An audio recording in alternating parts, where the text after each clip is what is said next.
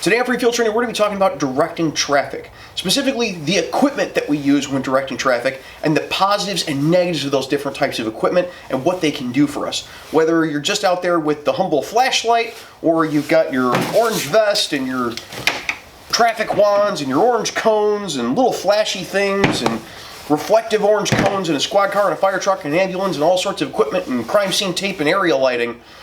All of those different things interact in ways that you wouldn't normally think about unless you step back and look at it from the perspective of the driver coming at you down the road. A lot of this gear was sent to us by companies, so please check them out down in the description. There's links and coupon codes to anything in case you're wondering what type of flashlight this is or what type of baton this is or what type of little flashy thing is on the end of this orange cone. You can check all of that out. When you buy from those links and coupon codes, you help the channel out. Now, without further ado, we're going to get on to starting with the thing that I know everybody is going to have when they're out there trying to direct traffic, or at least I hope you do, and that's a flashlight. Where are you going? Get out of the way! Now, there's a few things you need to think about with a flashlight when you're going to buy a duty light and you're going to have to be out directing traffic. So everybody that's a patrol cop or a tow truck driver, or you're a fireman, or you're out going to be working accident scenes as a coroner or something like that, you're going to want a flashlight that has two things specifically. One is a pretty high output at high mode. If you're directing traffic during the day or during a thunderstorm or if there's snow out, you're going to want something that has a really high output to be able to grab the attention of drivers who are not paying attention. They're more worried about looking at the scene than they are seeing you and figuring out where they're supposed to go without hitting anybody, including you. The second thing you're going to want is a low mode on a flashlight. Ideally, like this one, this is a Olight Warrior X, it has a low mode that I can use to direct traffic, puts out a couple hundred lumens. It'll run like this for hours without heating up, which is important during the summer. It's really advantageous. But another good thing to have that this specific light has is it can go from low mode, and with just more pressure on this back switch, it goes straight to high. So if I'm out directing traffic at low mode and directing people to go this way and somebody is continuing to drive at me even though I'm directing them that way, I can kind of hit them with the light and hope that they get the idea, bounce it off their hood a little bit. We don't want to put it directly in people's eyes because you blind people. Common sense would tell most people to slow down, but the type of people that aren't paying attention to accident scenes when they're driving past fire trucks and stuff, they don't have a lot of common sense. But you want to be able to power on that high mode to grab their attention a little bit while you're hopping out of the way or trying to direct them off where they're looking to go.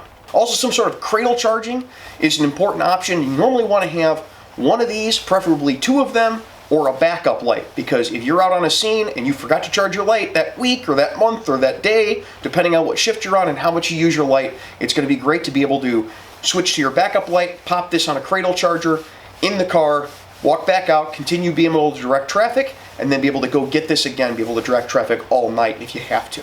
Next, we're going to talk about high visibility wear. High visibility stuff is anything in this super bright yellow, green, orange perspective. So during the day, your high visibility stuff is great. It draws attention to the eye. And it doesn't have to be a full vest, although this is the most effective means. Sometimes uniforms can be made from the ground up with high visibility in mind. If you've ever seen European traffic cops or people that have a white gun belt with a white sash, that's the type of thing. It's the contrast that draws attention. So the contrast of this color to pretty much everything that's natural is what's drawing people's attention to you. And during the day, that can be really awesome. It's also great if you have area lighting. Let's say you're setting up some sort of checkpoint in an area and you're going to be directing traffic at that checkpoint. Having lots of bright, high visibility materials, whether on the vest or on traffic cones or the sides of their squad car being a bright color or the sides of the ambulance being a bright color. If you've got area lighting or it's light out, this high visibility material can do a lot for you. Unfortunately, it's the contrast that makes you show up. So you have to be careful if you're wearing a color like this, and it just so happens somebody that has been shining a seat with their butt for 15 years decided to make the ambulance the exact same color that they made the reflective vest, and this is your backdrop. People are not going to see you as well. So you have to be careful of what's behind you. This is going to be an ongoing theme throughout this video. Moving on from this, the second most popular thing that people rely on when directing traffic to keep them safe so that drivers can see them is retroreflective material.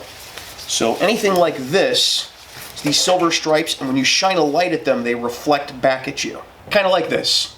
Now, these types of reflective materials are great for when people have their headlights on and it's nighttime. Unfortunately, some people think that just this type of reflective materials, let's say you have a vest that has police written in reflective material, or you have pull-down panels on your jacket, and they have some sort of reflective writing on them, they think that that is necessarily going to shine in people's eyes. They're going to get that reflection back at them, even if they don't have their headlights on, because they're lit up in an area. Now, something important to know about reflective materials is that if you're lit from overhead, or not directly from the direction that you want people to see it, the light isn't coming from, they're not going to see you. So for instance, if you put on a traffic vest and you stand underneath a street light or under area lighting, cars coming at you without their headlights on are not necessarily going to see you better because of a reflective doodad on your uniform, because that doodad is not reflecting back at the car if you're lit from overhead.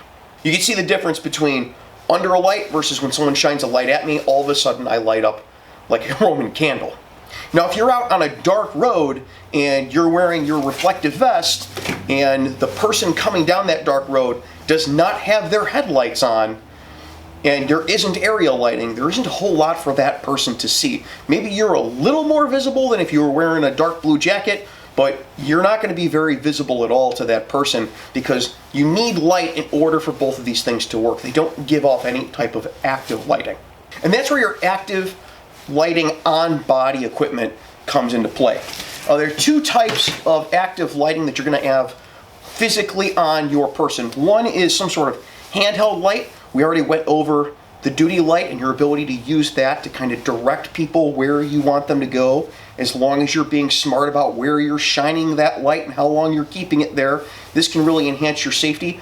But when you see the difference between someone just directing traffic with a little light like this and someone doing it with a traffic wand at night, it is an enormous difference in the amount of visibility and how easily people can see what you want them to do when you have a traffic wand. You can also get, for certain flashlights, you can get cones that go on the end, but again, you're burning through the batteries in your flashlight. And ideally, I'd want a wand, which is going to work a lot better, and then be able to go down to a cone on a flashlight or just a flashlight later, because I want to have as much light as humanly possible available to me if I'm going to be out there for a long period of time. And if we've got a traffic wand and we got it out to go direct traffic, we know we're going to be there for a while in all likelihood. Another piece of active lighting equipment that we can employ when we're out directing traffic is the little on-body lights. This one's from Guardian Angel device. There's links and coupon codes and all that down below.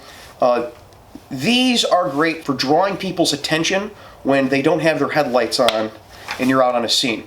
They can magnet mount or clip to your uniform. There's lots of different ways that you can use these things. I have a whole video on that. Go check that out up there. There's a little bubble, and we're going to put a link down below as well.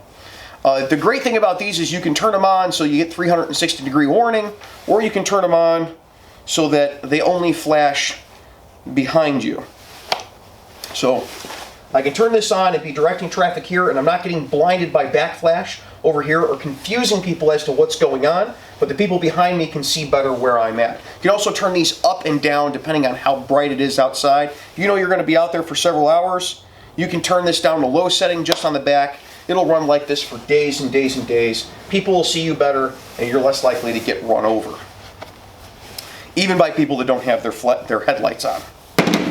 Another way to use these little things is if you have your reflective vest on and it's nighttime, you can mount them to the front or back of the vest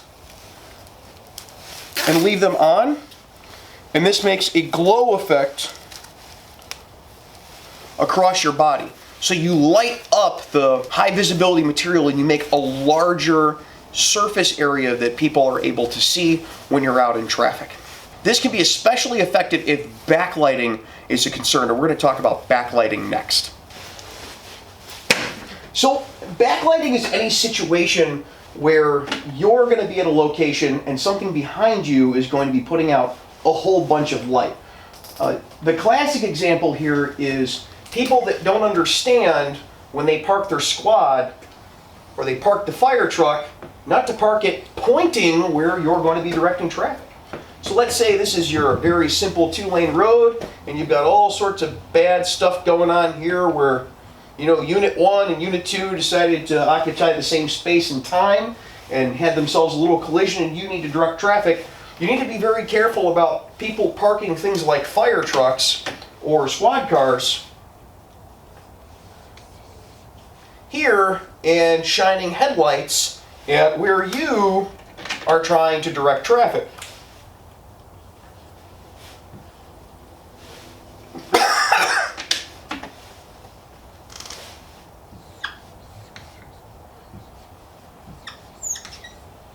Because if you've got cars heading at you, even if they have their headlights on, and you've got a squad car or a fire truck or some area lighting behind you that's shining behind you as you're directing traffic, there's very little that these people are going to be able to see. This is one of the places where active lighting, the traffic batons, the guardian angel device, glow sticks even, can be very effective in improving your safety. Because you want something that these people can see, and if you're being blinded out by headlights, especially those wig-wag flashing lights on squads, could completely obliterate their ability to see you. You're just going to be a dark figure in the middle, and very often with flare and glare from the lights, people won't be able to see you at all. So you have to be very careful about where you're standing when you're directing traffic and what people are seeing from down up the road. When in doubt, my suggestion would be to stand down where you think people are going to see you when there's a lull in traffic and look back and see what your backdrop is. At the very least, always make sure to take a gander behind you and see what things look like behind you, because that may drastically change where you're standing and how you're directing traffic. Because if people can't see you, there's a good chance you're going to get run over.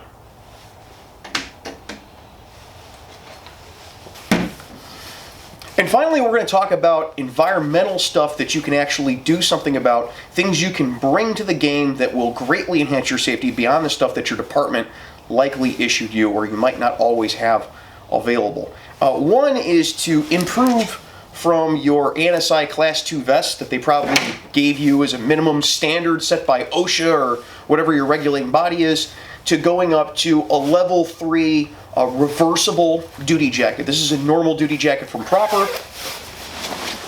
It is reversible, and so on one side it is dark blue and you can't really tell that it's a reversible jacket unless you're looking real close at the edges of it. And on the other side, you've got retroreflective material and very, very bright cloth, and it goes all the way around. Lots of reflective stuff. And you can see the massive difference in surface area between this little thing and all of this, especially from the side. The side of your body is significantly more covered with this. Another thing you can bring to the show is these little pop-up orange cones. These fit pretty easily into the trunk of a car. Normal orange cones are fairly large. This is a relatively small cone, and it takes up an awful lot of space in the back of a squad. I mean, the Explorers, it's not bad. If you've got a smaller car, these take up a boatload of space. But with these orange cones, you can get them real flat. These are only like 10 bucks. Pop about, you got yourself about the same size cone. Comes with reflective material, and these can be a real lifesaver. What we can do with these is throw them on the street in a pattern that directs people where we want them to go. This is our accident, and we're trying to direct traffic, and we're trying to direct people on a side street to head around the traffic. We can put a line of orange cones in front of where we're directing traffic, and that's going to significantly increase the likelihood that people are going to turn the right way. There's a difference between people seeing you and you directing them and them not wanting to hit something in the road for fear of hurting their car. Want to get the idea across to people they need to go that way? These little orange cones can work great. They work especially well if you not only have a bright color and reflective material on them, but you have some sort of active warning. Again, with the little guardian angel device thing here, they come in a bunch of colors and stuff depending on what your agency needs. These things can be great, and they also, because they're directional, you can point the flashing end at the cars and have the end that's not flashing pointing at you, so that way you're not blinding yourself and you'll be able to see a whole lot better. The concern with this type of thing though is you want to make sure that you keep the batteries charged, because the last thing you want is for this to be out on the road and for it to die out on you while you're using it. So maintenance of all of this type of equipment is extremely important, especially when you've got your active warning stuff that keeps you safe when people don't have their headlights on. This stuff you want to keep going. These are USB chargeable and lots of flashlights are rechargeable. Most of these cheaper traffic ones that you can get, these all take C batteries or AA's or AAA, something like that. So it's important to keep some extra batteries in the car for stuff like this if you're going to opt for that slightly cheaper option of having a traffic light. Another useful option, especially in the wintertime, is some gloves that have reflective material on them. I've seen all sorts of different types of gloves out there that can help keep you safe.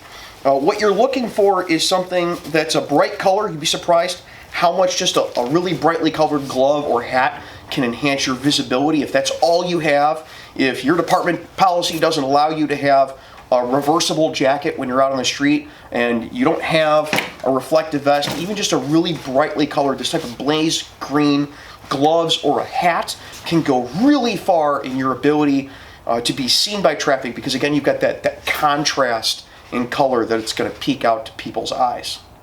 One thing I'll warn you about with hats though, most duty jackets, and especially the reversible ones, they have hoods. You don't ever want to have your hood up when you're out in the middle of the street directing traffic. It can obstruct your view, and most of these hoods are made extra large to fit people's big domes and hats and everything under them, the big trooper hats and stuff. And that's great if it's raining and we're at a crime scene and we're bending down on a car, filling out forms or something like that. But it's not so great when we're out on the street. We want to be able to keep full mobility. We want to be able to just glance over and see a car coming at us and be able to jump out of the way. If you've got a hood in the way, you sometimes have a problem with that. As a preventative measure, and this might not be for anybody, but the first thing I do when I get a new duty jacket is I rip the hood off. I hate having those on jackets. I'm glad that most companies, like Proper that makes this one, makes them where you can Velcro them off if you don't want them. And then I'm not tempted, because the hood's in my garage somewhere, to put it up when I'm out directing traffic on a scene. I'm just better off not having. I'd rather have hats that fit to my head and a balaclava if it's really super that cold, rather than having a hood that's just convenient to throw up that I end up getting hit by a car because I had my hood up.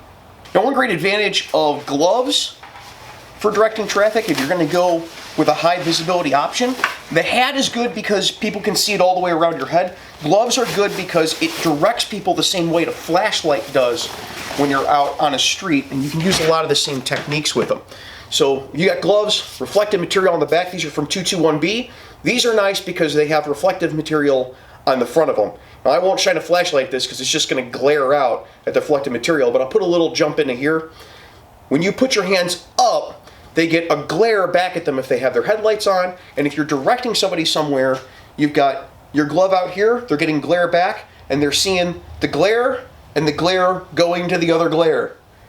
It's actually fairly effective in directing people where they need to go, even at night, even without your flashlight. During the day, they're seeing a little bit of glare from their headlights maybe, or from down the block, or they're seeing black and gray, and they're seeing orange going to orange. If it's really bright out, you can just flip your hand over, orange heading to orange, and if you're wearing a dark uniform, that really sticks out for people, and it makes it easy for them to know where you're trying to tell them to go. Now, whether they listen to you or not, that's a whole nother story.